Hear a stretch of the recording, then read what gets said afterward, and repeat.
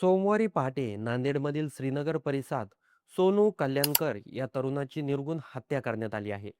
सुरुवातीला हा प्रकार नेमकं कोणत्या कारणामुळे घडला याबाबत स्पष्ट माहिती समोर येत नव्हती. मात्र तपास पुढे जात असताना या हत्येला प्रेमसंबंधाची पार्श्वभूमी असल्याचं स्पष्ट झालं. मयत सोनू कल्याणकर हा उपमुख्यमंत्री एकनाथ शिंदे यांच्या नेतृत्वातील शिवसेनेचा सक्रिय कार्यकर्ता असल्याची माहिती समोर आली आहे. तक्रारीनुसार साधारण 10 ते 12 वर्षापूर्वी सोनू कल्याणकर याचे आरोपी गोलू मंगनाळे यांच्या बहिणीसोबत प्रेमसंबंध होते. मात्र या नात्याला मुलीच्या कुटुंबांनी तीव्र विरोध केला होता. कुटुंबाच्या नाराजीमुळे हा संबंध पुढे जाऊ शकले नाहीत. दरम्यान मुलीच्या घरच्यांनी तिचे लग्न दुसरीकडे ठरवले होते. परंतु काही कारणांमुळे ही सोयरीक मोडली. मुलीचं लग्न मोडण्यास सोनू जबाबदार असल्याचा संशय मुलीच्या कुटुंबियांनी होता. याच कारणावरून दोन्ही कुटुंबामध्ये वाद वाढत गेला. फिर्यादीवरमुळे नमूद केल्याप्रमाणे 2020 साली सोनू कल्याणकर याच्या विरोधात विमानतळ पोलीस ठाण्यात खोटा गुन्हा दाखल करण्यात आला होता. दरम्यान 2021 साली सोनूवर जीवघेणा हल्ला करण्याचाही प्रयत्न झाल्याचा आरोप केला आहे. त्यावेळी आरोपी गोलू मंगनाळे आणि त्याच्या काही साथीदारांनी सोनूवर गोळीबार केल्याचं सांगितलं जात आहे. मात्र या हल्ल्यातून सोनू थोडक्यात बचावला होता. या घटनेनंतर दोन्ही बाजूतील वाद अधिकच चिघळल्याने बोललं जात आहे.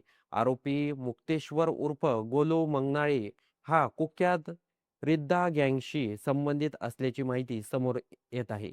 सध्या तो कारागृहात असला तरीही कारागृहातूनच त्याने या हत्येचा कट रचल्याचा आरोप करण्यात येत आहे. बहिणीची सोयरीक मोडल्याचा राग मनात ठेवून सोनूचा कायमचा काटा काढण्याचा निर्णय घेतल्याचा आरोप फिर्यादीने केला आहे. यावेळी त्याने आपल्या काही सहकाऱ्यांची मदत घेतल्याचंही तक्रारीत नमूद करण्यात आलं आहे. विशेष म्हणजे हत्येच्या अवघ्या 15 दिवस आधी सोनू कल्याणकर याला धमकी देण्यात आली होती. तुझे दिवस भरले आहेत, नीट राहा. अशा शब्दात त्याला इशारा देण्यात आल्याचं तक्रारीत म्हटलं आहे. त्यामुळे या हत्येचा कट आधीच रचला गेला होता का याबाबत संशय व्यक्त केला जात आहे. या प्रकरणी मयतांच्या वडिलांनी दिलेल्या तक्रारीवरून भाग्यनगर पोलीस ठाण्यात खुनाचा गुन्हा दाखल करण्यात आला आहे. मुलीचे वडील चंद्रविजय मंगनाळे, मुलीचा भाऊ मुक्तेश्वर उर्फ गोलू मंगनाळे यांच्यासह रोहित लोट, पियुष शिंदे, अंकुश गधनवाड आणि मधु जोगदड या 6 जणांविरोधात गुन्हा दाखल करण्यात आला आहे. पोलिसांनी घटनेनंतर तातडीनं तपासाची सूत्र हाती घेत काही तासातच 4 संशयितांना ताब्यात घेतल्याची माहिती मिळत आहे. या घटनेमुळे नांदेड शहरात खळबळ उडाली असून नागरिकांमध्ये भीतीचं वातावरण निर्माण झालं आहे. विशेष म्हणजे अवघ्या 70 तासाच्या कालावधीत 5 जणांचे खून झाल्याच्या घटना समोर आल्याने गुन्हेगारी वाढत असल्याची चर्चा सुरू झाली आहे. कायदा सुव्यवस्था अबाधित ठेवण्यासाठी पोलिसांनी कठोर पावले उचलावीत अशी मागणी स्थानिक नागरिकांकडून केली जात आहे.